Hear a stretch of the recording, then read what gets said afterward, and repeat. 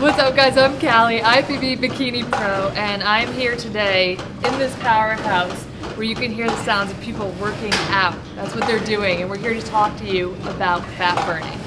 So you've worked all winter probably, and you put on your mass, you put on your size, and now it's time to shred down and show everybody what you've been working on, all that nice lean muscle. So we want to avoid losing as much of that muscle as we can. We want to get rid of the fat. So for me, I'm going to talk to you a little bit about what I do that I found that works for me. So the first thing that I do is I wake up in the morning and I take some Red Hot. And the name says it all. You get nice and hot. I don't take anything before my morning cardio, no BCAAs, no Atomic 7, nothing. And then I'll do my morning cardio, and it just varies day to day, anywhere from basically like 40 to 60 minutes in the morning, and then I will go home and have my first meal. So the meals are the next important piece of fat burning. So food is the biggest drug, so if you're putting the wrong foods in your body during your fat shedding process, then you're not going to shed any fat. So you want to stick to lean proteins, vegetables, good carbs like sweet potato, brown rice, nothing that is going to slow down the fat burning machine that we are creating. So, throughout the day you're going to have, your nice meals, keep that body burning, churning. I found that for me, eating every basically 2 to 3 hours works best. There's some people that like to eat larger meals and eat less frequently, but for me, I get way too hungry and that meal plan has gone to shit if I start eating any less than that. So 2 to 3 hours, I eat my meal, I'm good to go, and I can stay on track. Then I take my second Red Hot, usually between about 12 and 2, just depends. It's basically about 5 to 6 hours from when I took my first one.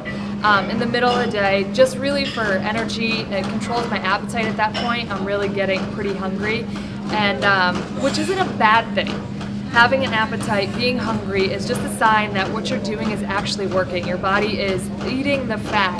So it's important to pay attention to it, but you also, it's not a bad thing. Your body is telling you, hey, what you're doing is working. So the Red Hot gives me energy, it helps control that appetite, and then when I get home from work, usually around 5 o'clock or so, I take a scoop of Atomic 7 and I'll head to the gym for my weight training. Weights are the most important thing, in my opinion, that you can do to sculpt your body, so you're not just doing cardio. You do cardio is great, it's good for your cardiovascular, it's going to keep you conditioned, but you're not going to get that nice sculpted look that you really want to achieve. So don't give up on the weights, ladies.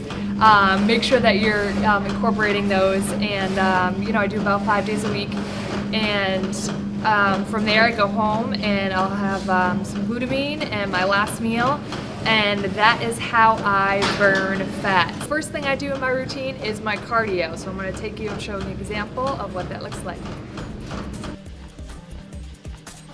I'm doing my fasted cardio right now, and there's a lot of different ways to do cardio. This is what, after a lot of different trials and error, I've found works best for achieving the look that I'm going after for this year.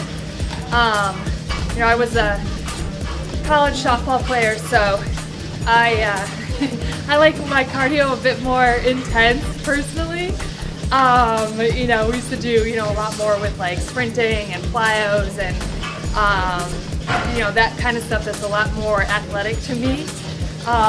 But liking something and not liking it doesn't really matter. It's more of, is it going to work for what I'm trying to achieve? And low intensity cardio has been working for me great this year.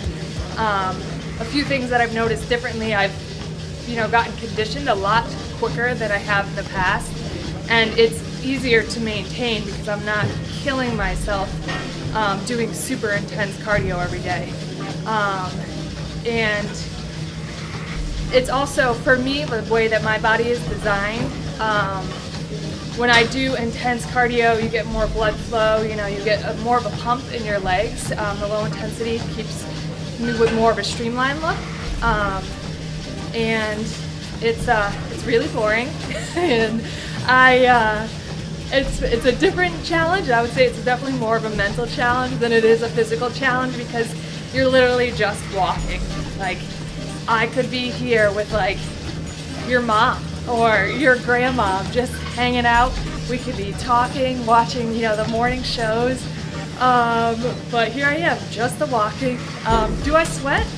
I'm not really sure sometimes. I still, wear, a lot of sweats and stuff in the morning when I come.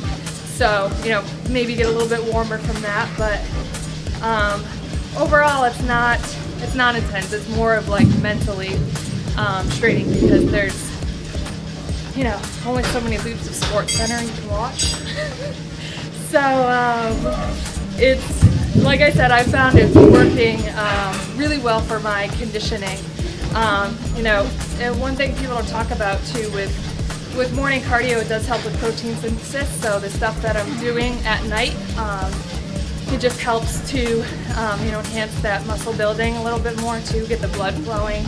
And everything is about blood flow. So, nutrients, muscle growth, recovery. So this is, as boring as it is, it's one of those things that, hey, if it works, I'm gonna do it. And it's definitely working for me.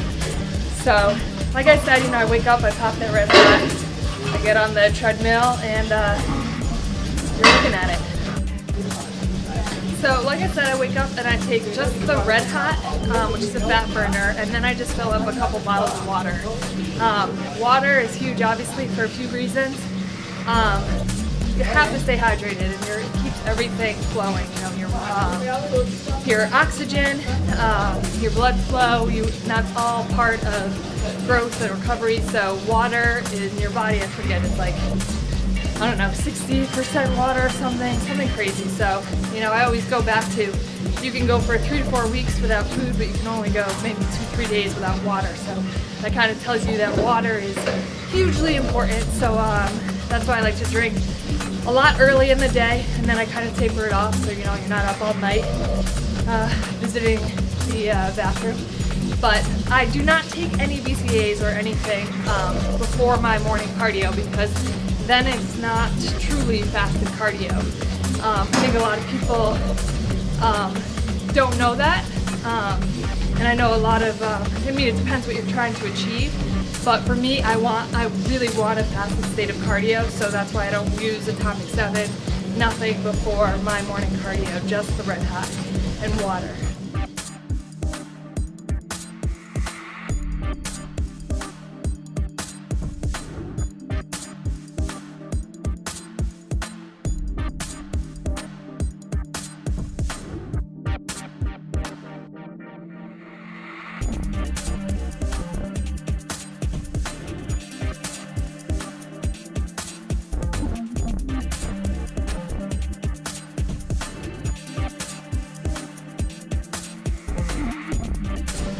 So every day I try to aim for a gallon of water, and I usually end up drinking probably close to more of like 1.5 gallons to 2 gallons. I'm not part of Jug Nation. I'm not walking around carrying gallons of water with me. All I ever have is my universal shaker, and I just know that roughly 5 of these is 1 gallon. I drink basically 2 to 3 with my morning cardio. And then throughout the day, I'll drink another 2 to 3 of these. And then at night, it just depends what I'm doing, but I always drink at least 1 of these. So by the end of the day, I'm up to almost like 6 to 8 of these. So it's really easy for me to consume that way. It's really easy for me to keep track of, and not have to lug around a jug everywhere I go. But as far as the actual water, I know a lot of different people will, you know, put like things like Crystal Light, or there's some dudes that like to sip on BCAAs all day because it tastes good. And yeah, it does taste good, but I think water is pretty good the way it was made. So I don't get too crazy with it. I have a filter at home on my tap, and that's what I drink all day long. You know, and when I go to work, we have filtered water there. So don't put anything in it. You know, some people are like, well, I don't like water. Again, it's not necessarily the right question, like or not like. Is it going to help you or make you better? So I think the more stuff you start adding to your food or your water for that matter, it just it complicates it. Just keep it simple, you know. Water's water, and it's pretty good.